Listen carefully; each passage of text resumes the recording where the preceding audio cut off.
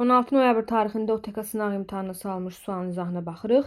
İfadəni sadələşdirindir. Biraz burada məxrəcdə çaşdırıcı məqam var.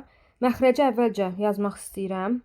A üstə gəl 1 bölü A vur A kvadrat çıx 1 üstə gəl 1 bölü A kvadrat formasında.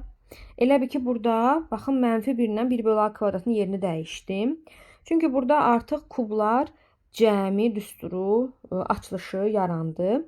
Olacaq A kubu üstə gəl 1 bölü A-nın kubu. Baxın, bunun açılışıdır. Bunu da orta məxrəcə gətirsəm, məxrəcə 1 atsam, A kubu, A kubunu A kubuna vuraram. A üstü 6 üstə gəl 1 alınar.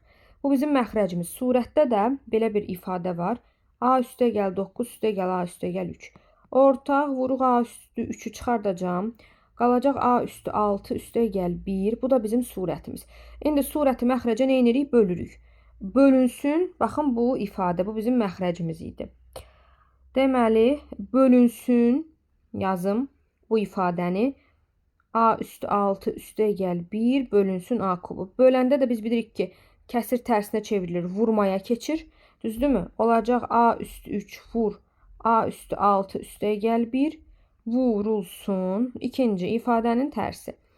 A üstü 3 A üstü 6 plus 1. Və burada ixtisarlarımızı aparaq. Bunlar ixtisar getdi. Qaldı burada A üstü 3 vur A üstü 3 üstlər toplanırlar. Düzgün cavab A üstü 6, yəni D variantı.